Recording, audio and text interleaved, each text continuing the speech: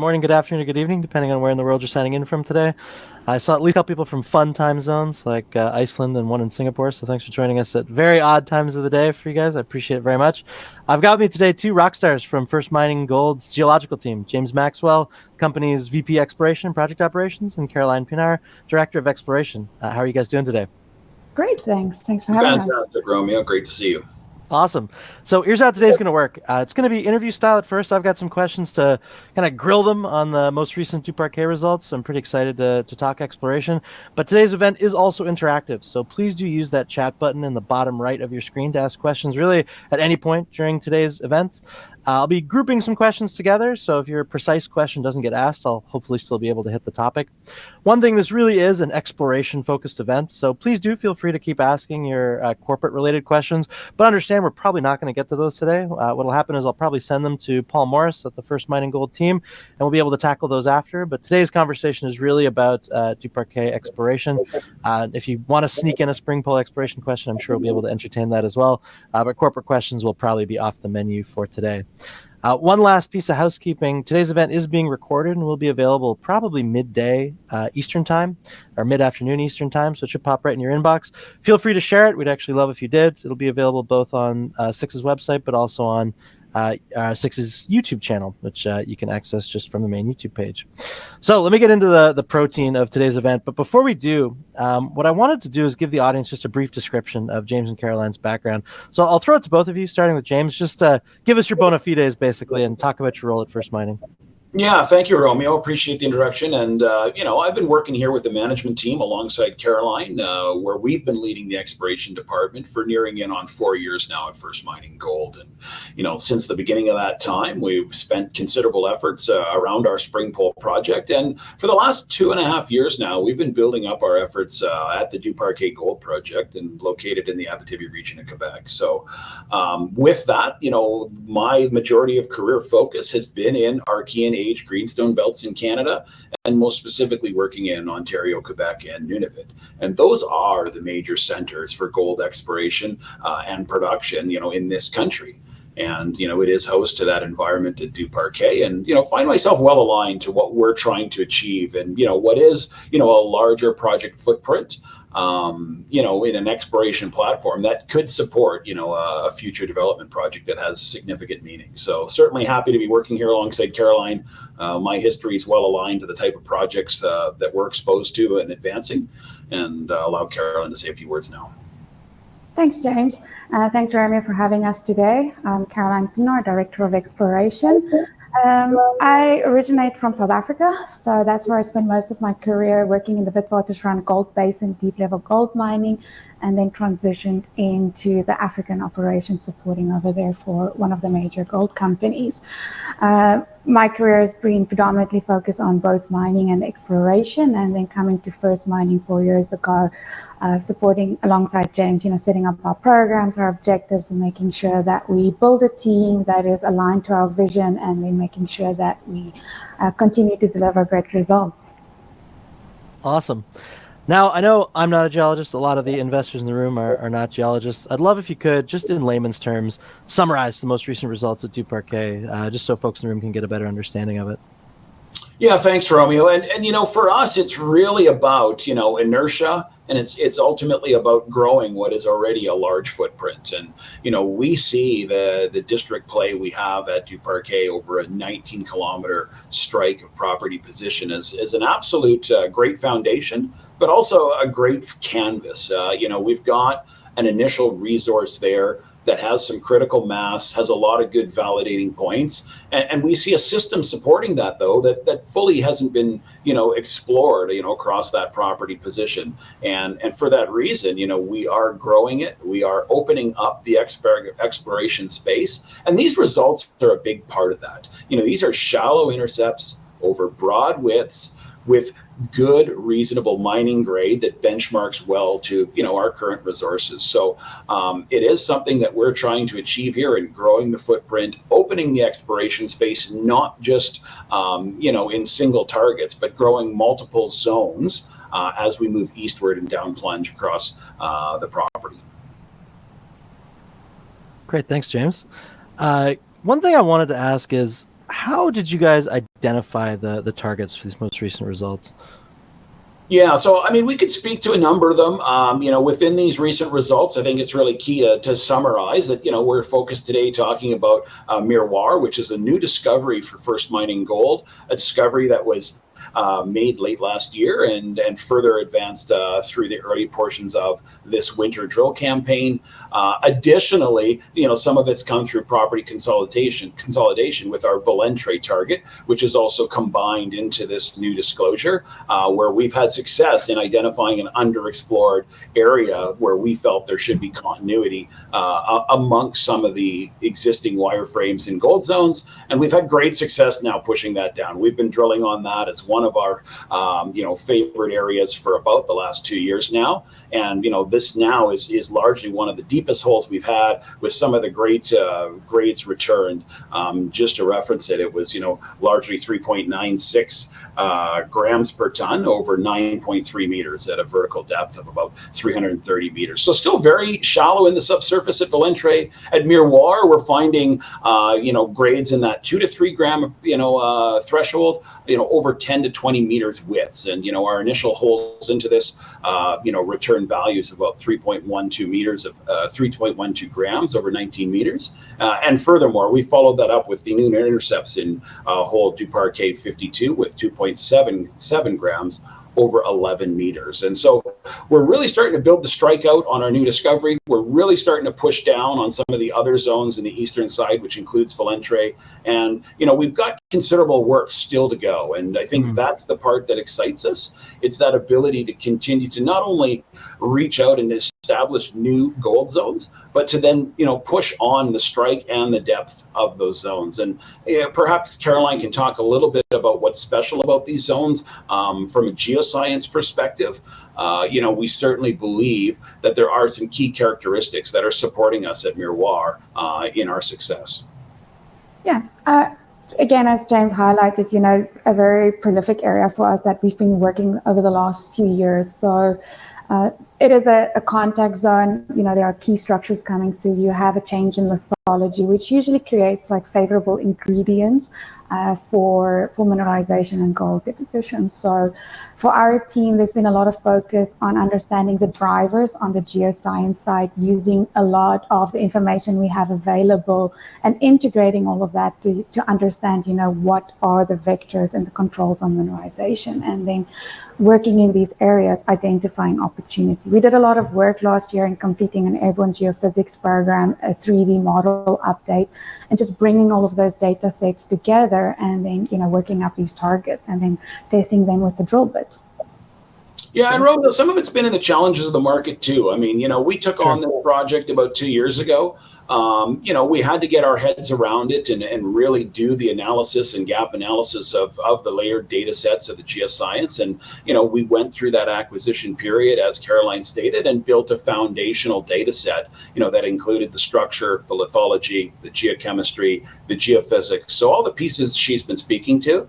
And with that, it became time to put that to work in our targeting. And so, we've run a series of triage of targeting exercises, both with our geologists and through, some of the software packages we've used. We rank and prioritize these things for where we feel the advancement in the project needs to go. And certainly it's one that, we feel that growing the shallow subsurface footprint, and pushing down on the existing zones is clearly the path to demonstrating, that this project, has a lot more ounces to give. So something we've been working on, we're continuing to advance it, but we've been really fortunate to have some time to ready for what we are in now is certainly a much stronger gold market, kind of 2 years down the path. Having done the foundational work, we see ourselves really ready to execute. And I think that that's an important factor. Sometimes it can be hard to turn these things on and turn up the volume on them, but for us, we've really done that homework. Both on the data side and then also on the team side, between myself and Caroline's in Duparquet today with our teams, we've really built up a fantastic group of people, that are really oriented towards, what we want to drive for success for at Duparquet. Awesome. No, that's great. One thing, I know you've touched on it already, but I just want to just be as clear as possible for the folks in the room. How do these most recent results fit in with future drill plans for Duparquet? Yeah. So, I mean, we've got a pretty significant program. It's actually the largest program we've achieved or proposed here at First Mining at Duparquet, again, in our 3 years of operating. So, our real push here is to continue to understand the mineralizing control components of these new zones, both in Valentre and Miroir, and then continue to push them out, both along strike and at depth. And, you can see with Valentre, I think that we have continued to have significant success in pushing that both in resolution and at depth. So we've done a number of drill holes at Valentre now.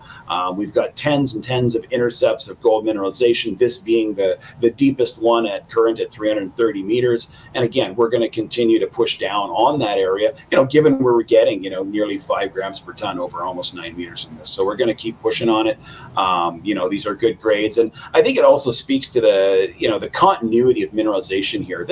These deposits that we're working on really are well aligned to a modern mineability. They're bulk, wider zones with low variability in the grade and have absolutely exceptional continuity. And I really feel like our drill intercepts and drill programs are showing that continuity. A lot of these deposits can be nuggety, and this is not that. This is one where you can systematically move through the drill process and kind of have these intercepts string together one after the other. And we're seeing that at Valentre, and we're starting to see that at Miroir. It's taken us a little bit to understand some of the controls on orientation at Miroir. And in Miroir, I mean, if you look at the nature of depth of the intercepts, I mean, we're really working in the shallow subsurface. Our initial discovery hole was at 6 meters down the hole.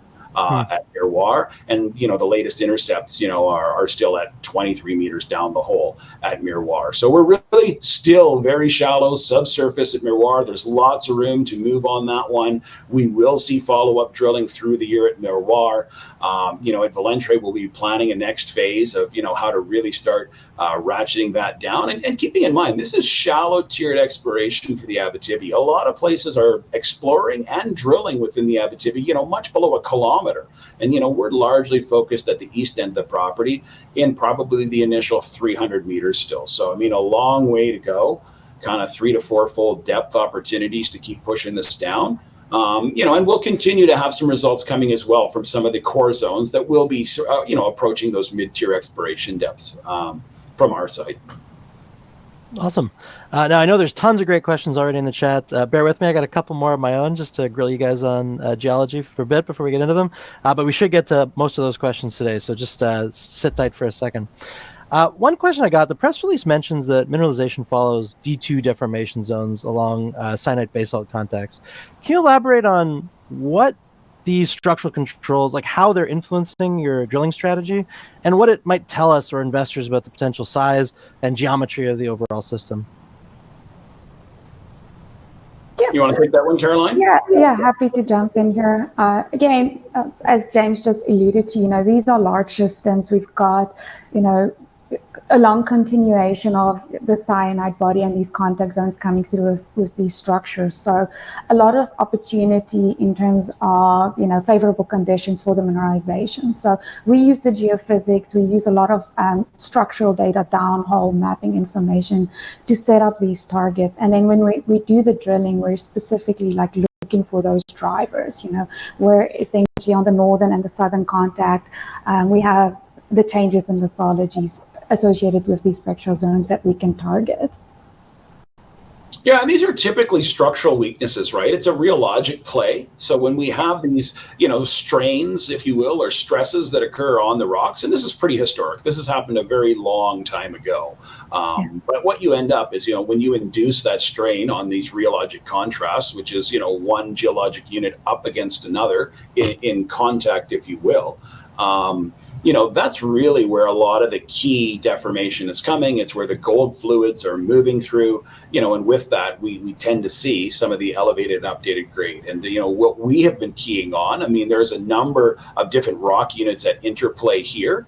And what we've been keying on is where the D2 deformation events come across, but interact largely with syenite and mafic volcanic lithologies or higher iron volcanic lithologies. So, the syenite is in contact in general with variable volcanics, which include everything from felsic to mafic volcanics, so high iron to low iron volcanics. And then additionally, we also see sediments interplay with the syenite as well that are interbedded, within the volcanic sequence. So we've really been working with not only the D2 elements of the corridor, which are propagating off of the Destor Porcupine Fault Zone, but we're really focused on where those D2 corridors or structural domains interact with what we think are the most favorable host rock units. And those, to us, that is the syenites and the higher iron volcanic units. And, that's what we tend to see at Miroir. That's what we've seen in our North Zone drilling from hole 24 from last year. And it's where we seem to get appreciable grade approaching that kind of 3 gram plus type profile. And these are happening over considerable widths. I mean, that's the other side of it. We're getting, anywhere from 5 to tens of meters of mineralization, in those settings. So it's something that we are prioritizing along with the D2 is the rock litho host units themselves. Awesome. My next question, 2 people mentioned in the chat, 3 people mentioned over email. I had a question about it, so I thought I'd throw it to you now, which is, with these positive results at Miroir and Valentre, at what point does First Mining Gold announce a change from inferred to being measured and indicated? What's the time frame look like for that?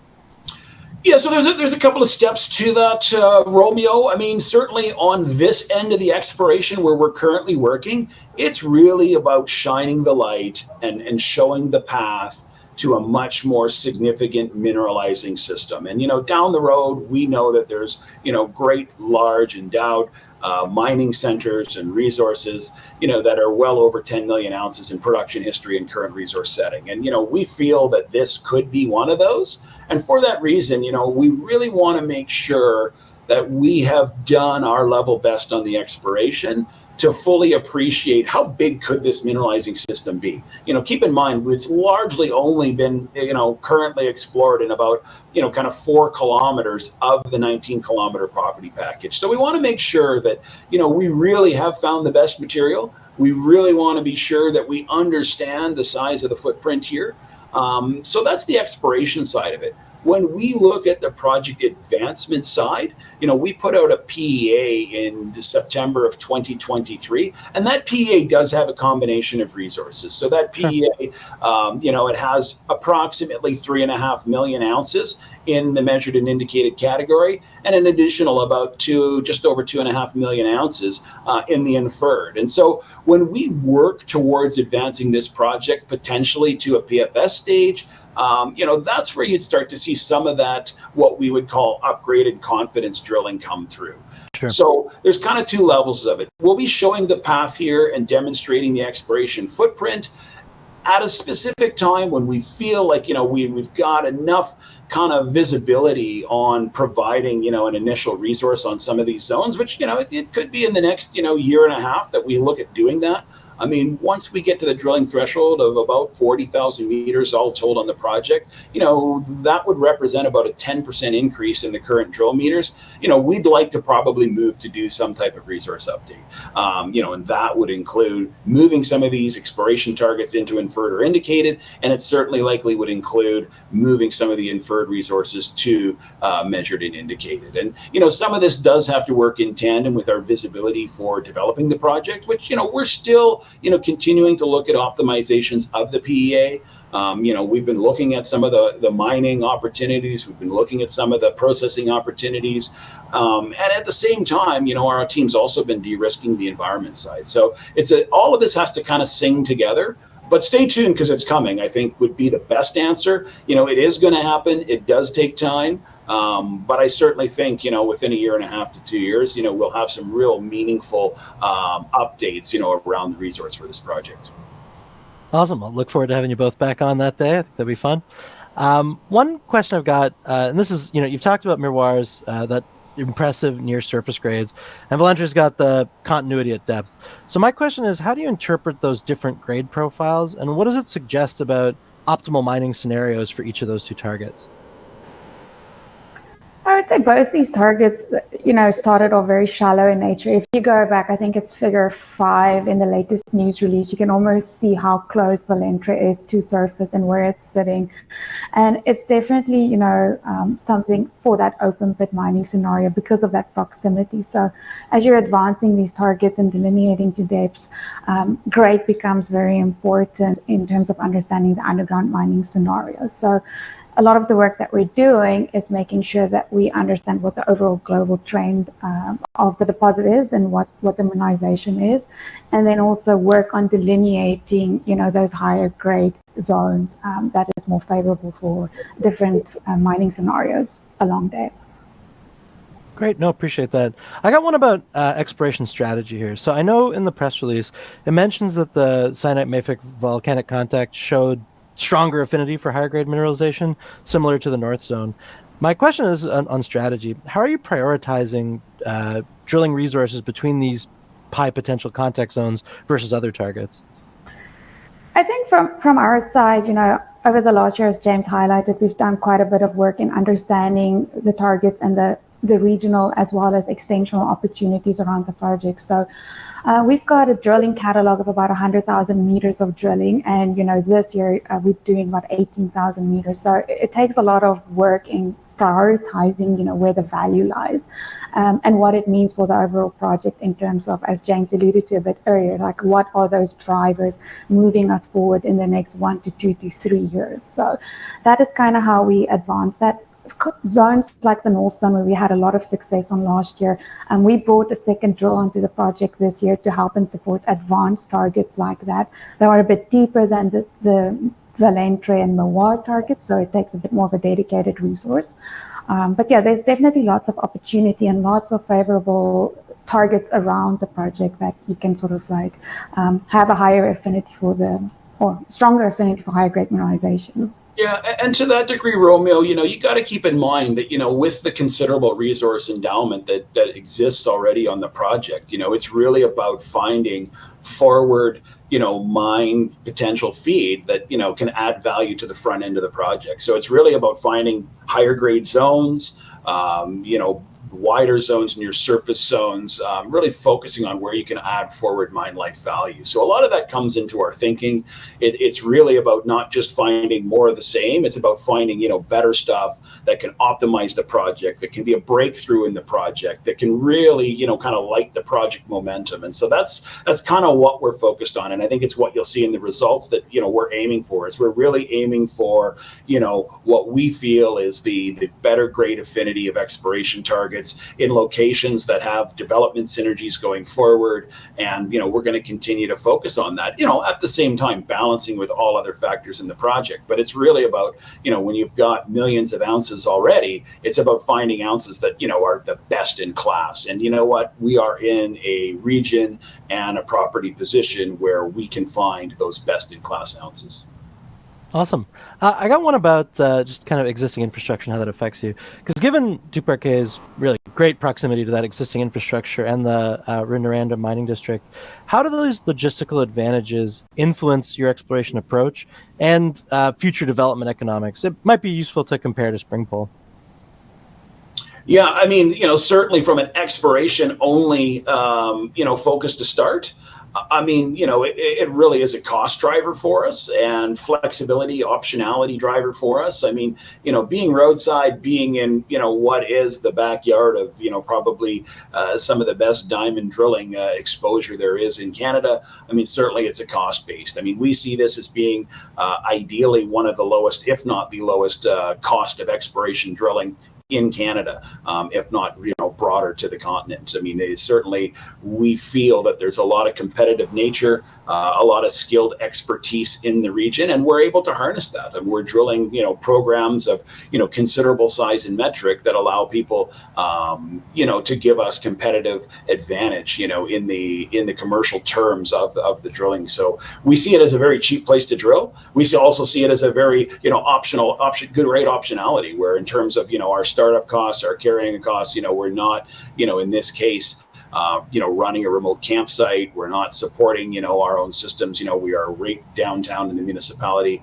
of Duparquet, which is a great place to work, very friendly environment, very mining aligned, a lot of the skilled labor and employed workforce in the community, has some exposure to mining or mining within their family. So very, very friendly, favorable place to work, very low cost base. And certainly if you want to take it beyond the exploration, I mean, you can see a lot of mining synergies taking place throughout the region. There's a lot of mill capacity, there's a lot of consolidation, and we continue to explore those synergies on how best, we could see an advancement in development at Duparquet. So, it is a great place to be. It's similar to real estate. It's location, location, location. And, we really are happy to find ourselves in this Abitibi region of Quebec in the municipality of Duparquet. Awesome.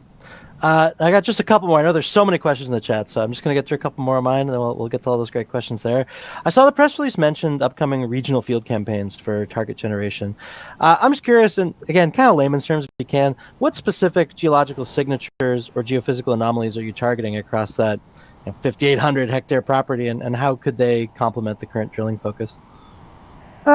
Thanks, Romeo. Just building on what we've kind of identified already is, what are those key lithologies? Where are those key structures that we've delineated in the work programs we've been building up at the data sets over the last 3 years. So our regional mapping campaigns is going to focus on what we believe the most prospective targets are to feed into this pipeline.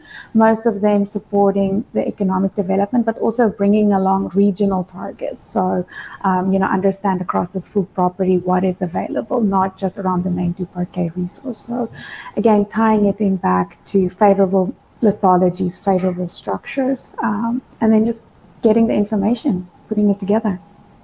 Great. I got one question, and this is, I know a lot of the people in the room are investors. There are some geologists in the room, but a lot are investors. And just in really basic terms, because sometimes it's hard to know from a press release because, a lot of companies frame them the same way. How excited should investors be with these results at Duparquet? I'll get both of you in here at some point, but start whoever you'd like. Well, I can start. I think from our side, and not to sound biased or anything, but we as a team, we are very excited. We've got a very bought-in exploration team that's been growing with us over the last couple of years and continue to focus on the geoscience, driving our data collection, our interpretation, and our targets, and having successes and having discoveries on a project that's been around, just energizes everybody. So I think from our side, it's a very exciting project to be on. It's got a lot of opportunity, and we look forward to showcasing that. And from my side, I've been, working on these deposit styles, and looking at them globally for most of my career. And, there is something truly, very unique about when you get into a setting that can host millions and millions of ounces, and you can extrapolate and explore that further. And so these are large gold endowed systems that only are going to grow. And, once you actually find those critical components of what's really characterizing and, supporting the mineralization, it almost becomes iterative. It really becomes, a function of inputs. And so the more drilling we put in, the more ounces we're going to get out. This isn't really just, hunting and lottery style exploration, that could be being done, out in very underexplored terrains. This is what we would consider a fairly mature belt, but, a relatively immature, opportunity. And so for that reason, we're going to see this continue to grow, and, we know it's going to continue to happen as we put inputs into it. So it's something that for me is very exciting to take something with such a significant resource base, and really hopefully be able to, double, if not look to further that, going forward. And yes, it's going to take time, but, realistically, it's just a matter of the inputs for us. We have to do the work to support it along the way, including the geoscience. But, there's only so many of these opportunities that exist. And, when you get yourself involved in one, it's exciting to see it through. So it takes the time it takes, but we're here to make sure that we build, and push forward on what could be, a very promising future in a project in the Abitibi. Awesome. I love when geos are excited. So I love like to ask that question. One I got just before we jump into questions from the audience, and I think you touched on it, but just in clear terms, how much more drilling are we anticipating for the rest of the year at Duparquet? So we have the 18,000 meter drill program that we have outlined for this year. We're about, as of this morning, 15 holes done, so leaving us at roughly 7,000 meters completed. So quite a bit more to go, roughly 11,000 meters still left.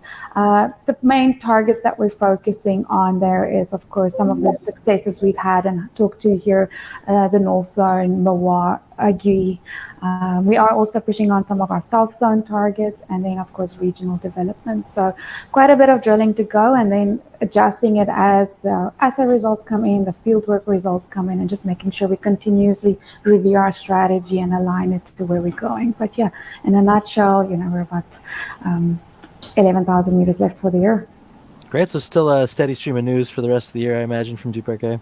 Yeah, we'll be drilling forward with the 2 drills here well into the fall. And, from that perspective, we see results are going to be coming, well through the fall towards the year end. And certainly, excited to adjust and adapt to those results. We are expecting to obviously, continue to further our understanding, can further, these targets. And from that perspective, lots to stay tuned in for, Romeo. Okay, sounds great. Now, I've got a number of questions on Duparquet and then a couple of questions on Springpole from the chat. So I'll start with the Duparquet questions. One from JF Robot. He asks, what type of drilling are you doing? RC core or combo, and why one over the other? Yes, go ahead, Caroline. Take this one. Yeah, we're doing core drilling, oriented core drilling on our programs. Again, we have identified structure as being an important control on mineralization, so quite a bit of that. No RC drilling on the project at this point, and the preference for that is, again, coming back to the quality, the data, and it being exploration. So you want to make sure that we maximize the data coming out of the holes, and we can fully integrate all of that into our data sets and into our models for vectoring. Great. James from the chat asks, how deep did the drilling go to get 3 to 11 meters of depth? I'm not sure I fully appreciate the ask. It was, how deep did the drilling go to get 3 to 11 meters of depth seems to be the question. We can, James, if you want to clarify in the chat, we might be able to get back to it, but we'll just leave it for now. Okay. John asks, this is a timeline question that's often difficult to answer, but he references that Dan most recently said Duparquet might benefit from government fast tracking. So curious, just from a geo's perspective, if you give context on a possible timeline for when Duparquet might be permitted to mine. Yeah, I mean, that's something that I think, still needs a bit of definition around, the project identification itself. But, we do see a stronger political will, across the country in terms of moving projects forward. And so, we're obviously in conversations about our project, where it stands and what it might be tomorrow. But we do have a lot more characterization work to do. But certainly it is something that, I think there is, a bit of a focus now on, trying to move those timeframes in, really trying to push on projects' readiness and the ability to, follow through with a proper characterization and permitting of a project. But I don't think we can give a timeline today, Romeo. It is something that, we're still working to characterize and identify, the best project to move forward. That makes sense. A classic question in the chat, and I always say it's a tough one to answer. One question, what's the drilling cost per unit length, so either in meters or feet? And is that in-house or subcontracted? We have a subcontractor that we work with. We don't have our own drills, and we've got a great partnership with the drilling company for Hashuray. We've been working with them on the project for a couple of years, and that's because of where we are located, the community support, working with the First Nations. So in terms of drilling costs, it's pretty affordable, as James alluded to. We're in that $150 a meter range, depending if you're looking at just pure drilling costs. So yeah, pretty affordable. Great. One question, besides gold, what else do you assay for and why? We do multi-element geochemistry on the holes.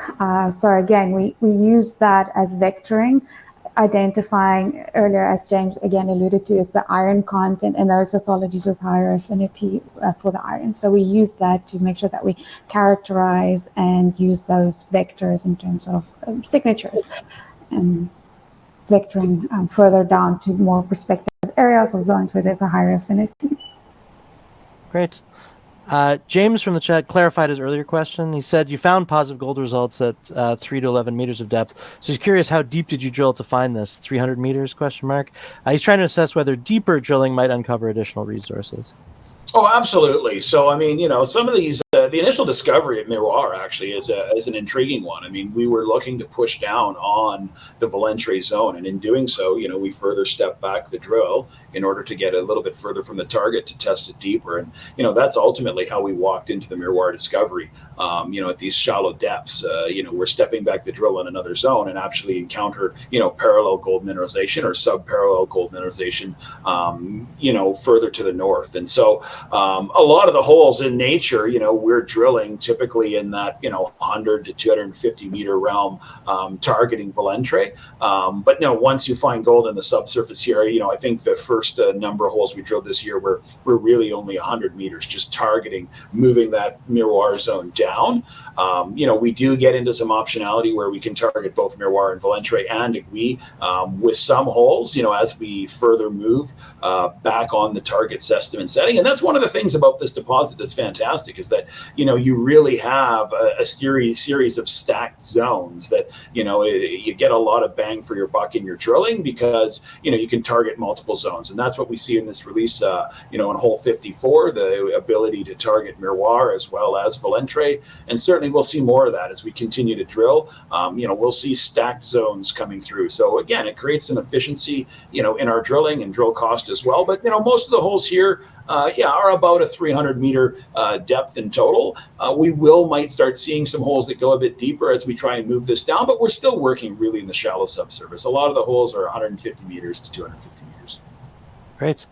One question is, does First Mining have plans or potential to increase the rigs drilling at Duparquet in the near future?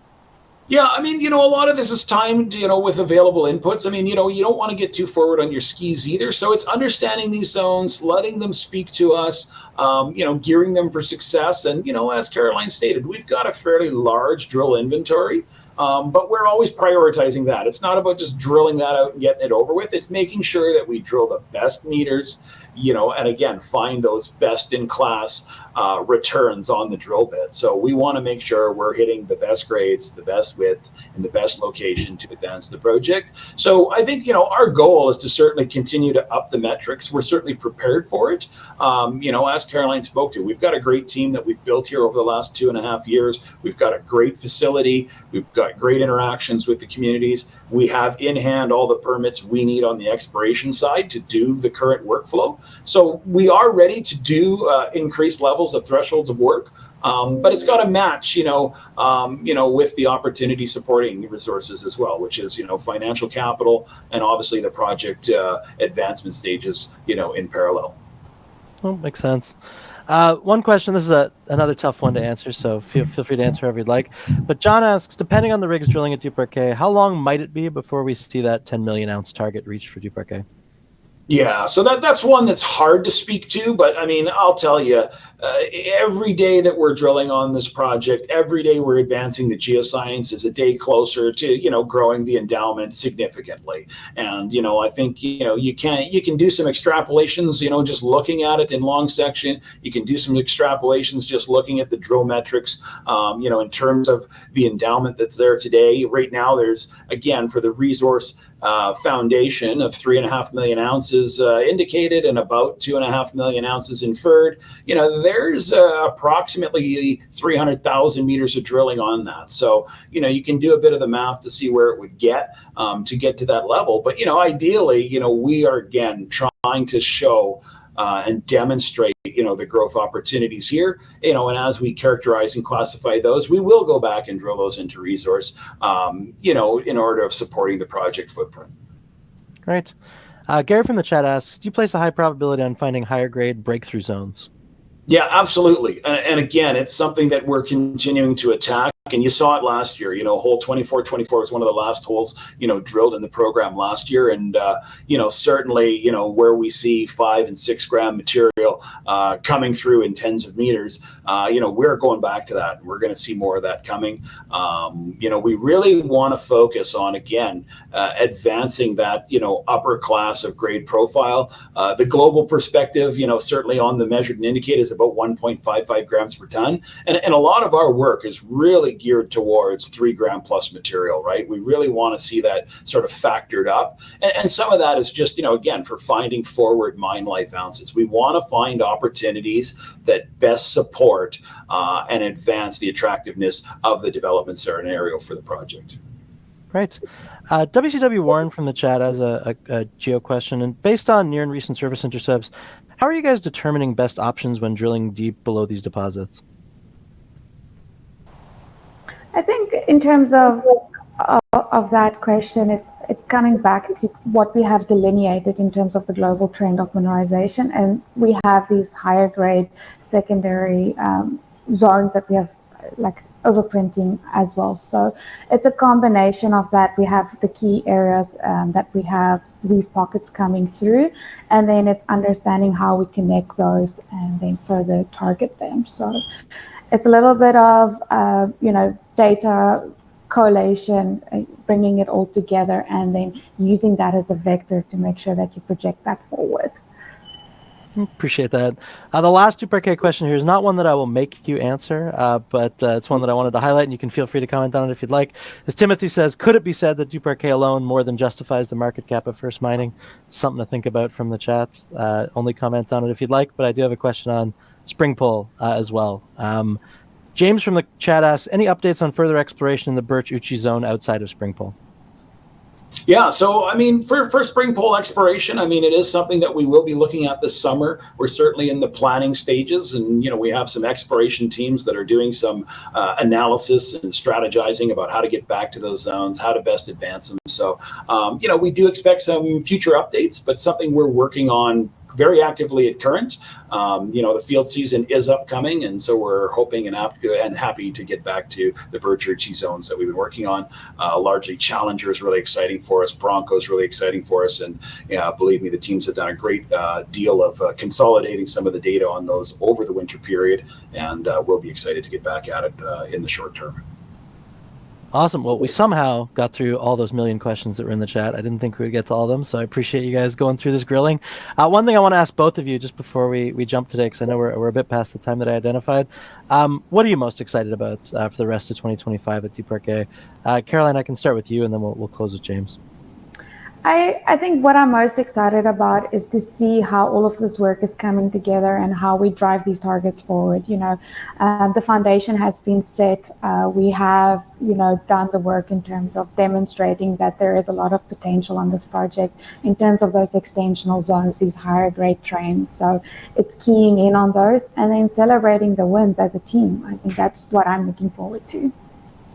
Great. James, I'll throw it to you. What are you most jazzed about for 2020? Yeah, well, I'll adjust a bit. The trajectory is fantastic. I can't say enough about, what we've done to get to where we are and have the opportunity present before us. But, to tie that in with, this gold market with such an exciting, shift in the gold market is something that only comes along so often in this business. And, through our careers, there's only so many points in times that you're going to see attention and, the advancement in the gold price and setting that we care about so much. So it's a great time to combine the two. It's a great time to really be jazzed about exploration for sure. And I think, our trajectory, as I said, is fantastic. But to combine that with what, is an outstanding market for the commodity of interest here in the gold space, very, very enthusiastic. I couldn't be more positive about our opportunity to grow and add value here. And it starts again with a strong foundation, and we're going to continue to push on through this and take advantage.